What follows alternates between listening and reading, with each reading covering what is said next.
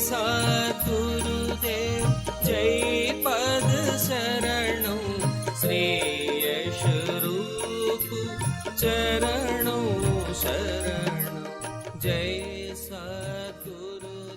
मन को कंट्रोल कैसे किया जाए? देखिए, हमारा जो अगर आप शरीर की बनावट देखें तो जितने सेल्स हैं उतने चक्र हैं हमारे पास। एक बार किसी को छू लीजिए और दूसरी बार बगैर छुए उसको पहचान जाएंगे कि भाई ये आदमी है। अगर 20 साल 25 साल बाद भी आदमी आया आपके पास दोबारा, आपकी वो ग्रंथि आपको बता देती है ये कौन है। इतनी जबरदस्त चीज हमारे पास है। ब्रह्मांड की सारी चीजें हमारे पास हैं। सोचने की शक्ति है,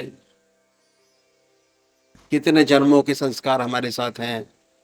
सोचने वाली बात है कि परमात्मा ने हमें मनुष्य जन्म ही क्यों दिया है, सबसे बड़ी बात। कितने अच्छे कर्म करके हमें ये योनि प्राप्त हुई है। बहुत सारी योनि है, ना उनका माँ का पता होता, ना बाप का पता होता, ना भाई का पता होता, ना बहन का पता होता।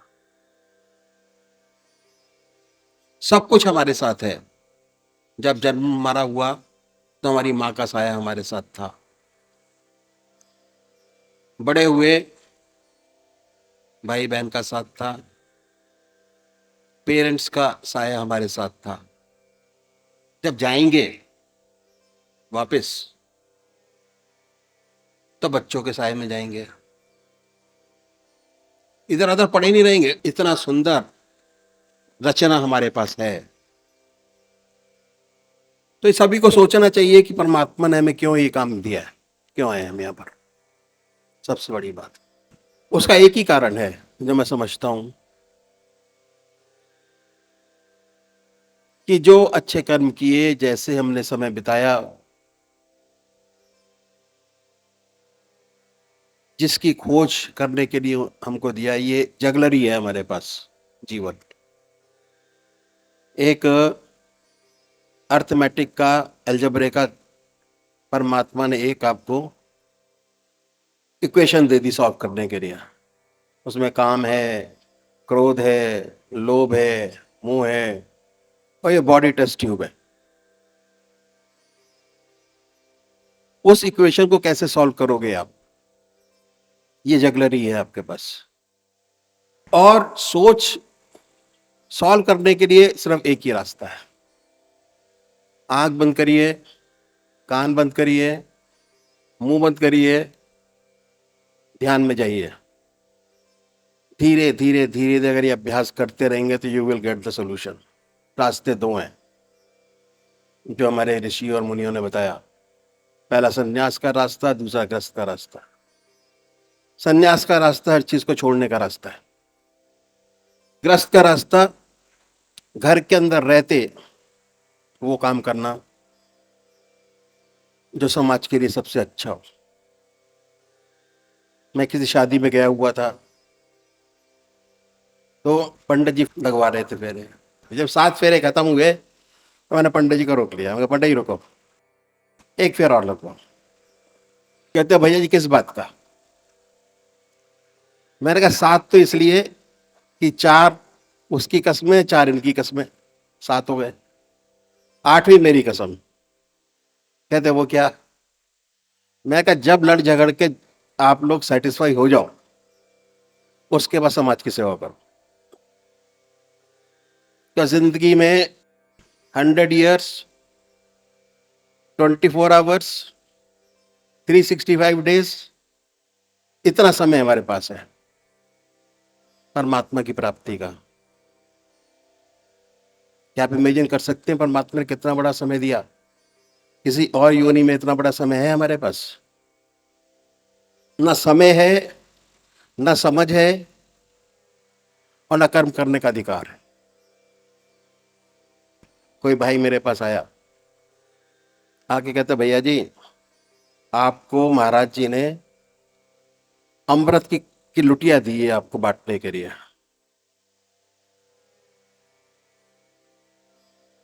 अमृत का घड़ा आपके पास है, जिसको चाहो सुला दो, जिसको चाहो जगा दो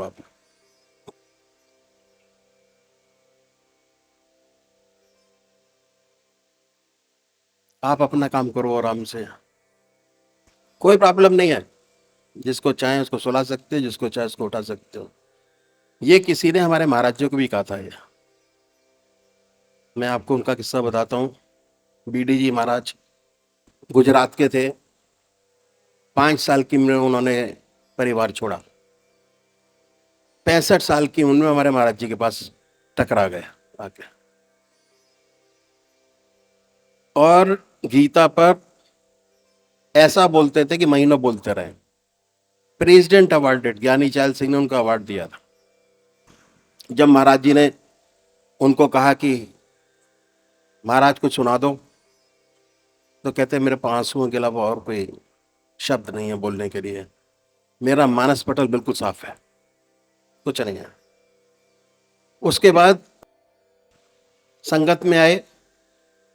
पहली बार आए तो बहुत बड़े केश थे, इतनी बड़ी दाढ़ी थी सफेद रंग की। आते गांव गए, सब कटवाया, बाल भी कटवाए, दाढ़ी भी कटवाया, कहता सब बेकार है, कोई फायदा नहीं है इसका। सच्चे दिल से, सच्चे मन से जो काम किया जाता है वो हमेशा सर्वश्रेष्ठ होता है। बॉम्बे गए हुए थे और आखिरी दिन पिकनिक का प्रोग्राम था,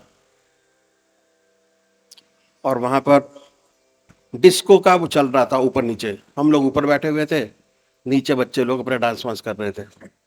बॉम्बे के अंदर, ना गोवा में, सॉरी, पार्टी चल रही थी नीचे, बड़ा शोर था। तो हमारे साथ जो लोग बैठे हुए थे उन्होंने कहा भाई शोर बहुत है। तो मैंने कहा यही तो देखने आए हम कि कौन सा ऐसा आदमी है जिसको इसकी शोर का पता ही नहीं है। शोर होता रहे, हम अपनी चीजों में मस्त रहे। बहुत कम लोग ऐसे निकले जिन्होंने कहा जी हमें शोर से कोई तकलीफ नहीं है। ये है कंसंट्रेशन की महत्ता। और भगवान श्री कृष्ण ने बड़ी ऊंची बात कही कि इसको पाने के लिए 4 चीज की जरूरत होती है। पहला आहार की शुद्धि, दूसरा विहार की शुद्धि, तीसरा अभ्यास। सारी चीजें छोड़ दीजिए, अगर रेगुलर अभ्यास में आएंगे वो चीज आपको हासिल होंगी जो आपने जिंदगी में कभी सोचा नहीं होगा। इतना प्रभाव है राम नाम का शरीर के हमारे ऊपर, क्योंकि हम पहले करते चले आए सर। ऐसा नहीं है आज आप यहां बैठे हैं, ये मत सोचिए कि आज की हमारी आपकी मुलाकात है, पता नहीं कितने जन्म जन्मों की मुलाकात होगी। जब स्ट्राइक करेगा, जिस जन्म में स्ट्राइक करेगा उस जन्म में आप इस अखाड़े के अंदर आ जाएंगे और अपना योग पूरा करेंगे। ये योग पूरा करने वाली बात है। मन को कंट्रोल करने के लिए रेगुलर अभ्यास करना, बैठना बहुत जरूरी है और बहुत सुंदर है और बहुत सरल और आसान तरीका है, क्योंकि हमारे पास 100 साल है। We have got 100 years. और एक बार अगर आपने आनंद प्राप्त कर लिया कंसंट्रेशन का, आप भूल नहीं सकते उस चीज को। ना भूल पाएंगे ना छोड़ पाएंगे। बहुत बहुत धन्यवाद आप लोगों को, इतना समय आपने दिया। और बहुत आसान तरीका है घर के अंदर रहते हुए अपने योग को पूरा करना, कठिन नहीं है। घर मंदिर बन जाएगा। ऐसे बहुत से घर हैं जहां पर ये पूरी चीज है, मंदिर है और बहुत सुंदर है। बहुत से एग्जाम्पल है और परमानंद है। आनंद की परिकाष्ठा, योग जनित आनंद आपके पास मौजूद होगा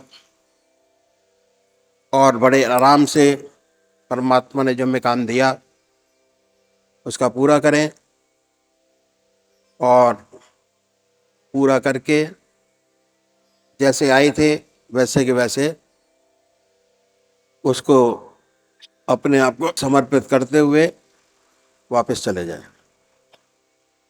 ये मनुष्य जन्म का ध्येय है असली, जो हमें करना चाहिए और सबको याद रखना चाहिए। परमात्मा तू ही है, तेरी इच्छा पूर्ण।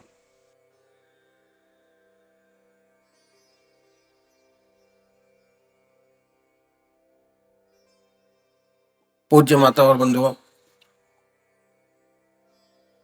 अनादिकाल से दो रास्ते परमात्मा की प्राप्ति के चले आ रहे हैं। एक नीति का रास्ता है जिसे हम संन्यास मार्ग कहते हैं, और ये रास्ता बहुत पुराना है। हमारे देश में बहुत ऊंचे ऊंचे संत महात्मा हुए जिन्होंने समय समय पर आकर हमारे देश और धर्म की रक्षा की। नीति का रास्ता छोटा है, इसमें समय कम लगता है। इस रास्ते का साधक हर वस्तु का त्याग करता चला जाता है। ऐसा साधक घर बार छोड़ता है, बीबी बच्चे छोड़ता है, धन दौलत छोड़ता है और संसार की हर वस्तु का त्याग करके संन्यास ग्रहण करता है। संन्यास लेने के बाद साधना में लग जाता है और फिर ऐसे साधक के सामने सिर्फ एक ही काम रह जाता है, वो है परमात्मा की प्राप्ति। सारे काम उसके लिए समाप्त हो जाते हैं। यदि ऐसा साधक सच्चे हृदय से परमात्मा में लगे तो कोई वजह नहीं कि उसे अपने रास्ते पर सफलता प्राप्त ना हो। लेकिन मेरे कहने से ये रास्ता छोटा है। कोई भाई बिना सोचे समझे इस रास्ते को अपना न दे। इस रास्ते की कठिनाइयां मैं आपके सामने रखूंगा। सबसे बड़ी बात यह है कि शरीर से त्याग करना बहुत आसान है, लेकिन सच्चा संन्यास जब तक प्राप्त नहीं होता, जब तक मन से त्याग नहीं हो जाता। मुझे इस विषय पर अपने सदगुरुदेव परम संत महात्मा श्री यशपाल जी महाराज का एक अनुभव याद आया, जो मैं आपके सामने रखूंगा। एक बार वो जबलपुर से मुरादाबाद जा रहे थे। रास्ते में प्रयागराज का स्टेशन पड़ा। उन दिनों कुंभ का मेला समाप्त हुआ था। जब गाड़ी प्रयागराज स्टेशन पर पहुंची तो देखा स्टेशन पर काफी भीड़ है। यह भीड़ एक महात्मा जिनको अवधूत कहते थे छोड़ने हुए आई हुई थी। गाड़ी आई, जय जयकार हुआ, गले में हार डाले गए। इत्तेफाक से परमात्मा की कृपा से जो महात्मा थे उसी डिब्बे में चढ़े जिसमें इसके सदगुरुदेव जी बैठे हुए थे, और आपके सामने की बर्थ खाली थी, उसी पर आके विराजे। जब गाड़ी चली और कुछ आगे निकल गई तो आपके साथ बातचीत शुरू हुई। इस बातचीत के दौरान गुरुदेव जी ने आपसे एक प्रश्न किया। वो ये था कि आपको सन्यास लिए कितना समय हो गया? उत्तर मिला 14 वर्ष। बातचीत में दूसरा प्रश्न किया कि महाराज, आप बाल ब्रह्मचारी हैं या जब सन्यास लिया तो गृहस्थी थे?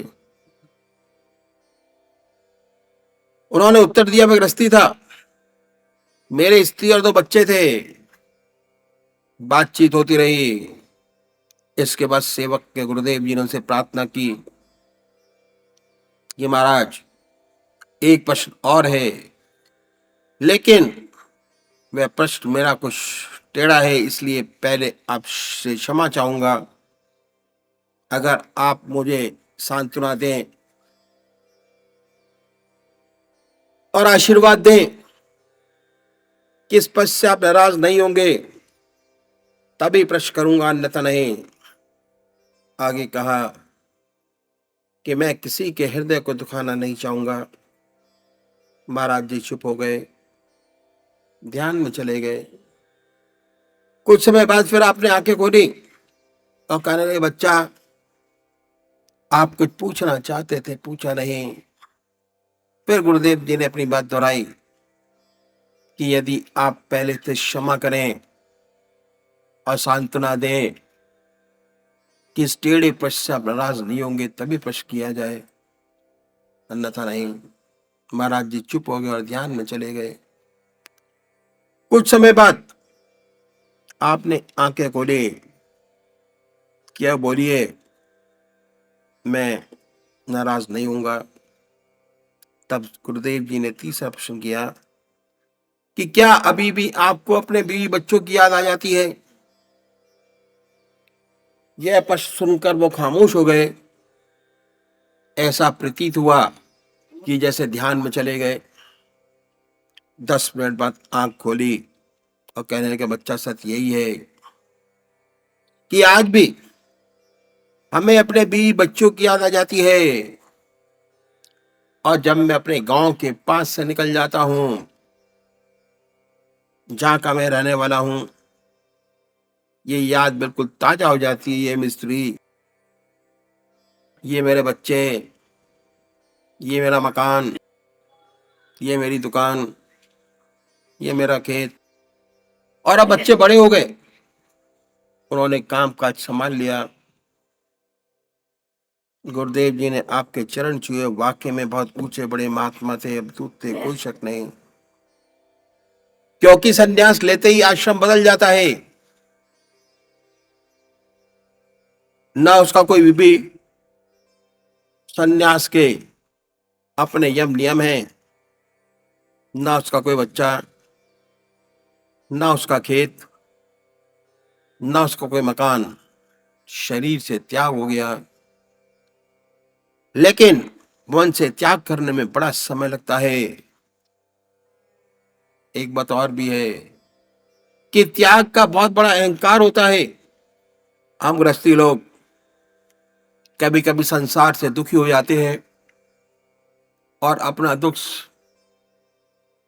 सन्यासियों के पास जाकर कहते हैं कि महाराज हम दुखी हैं, मन में चैन नहीं, मन में शांति नहीं, कोई उपाय बतलाइए कि मन को शांति मिले।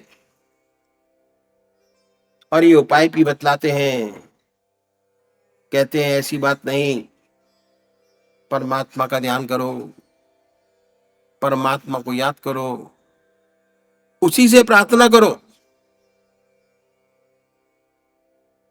सुख शांति मिलेगी। और हम गृहस्थी लोग करते भी हैं, लेकिन हो नहीं पाता। जब नहीं हो पाता तो मजबूर होके चले आते हैं, प्रश्न करते हैं कि महाराज बनता नहीं। प्रयत्न तो करते हैं, लेकिन ध्यान तो होता नहीं। तो अक्सर ये सुनने में आ जाता है कि भाई ये रास्ता तो सन्यासियों का है, आप लोग तो गृहस्थी हो।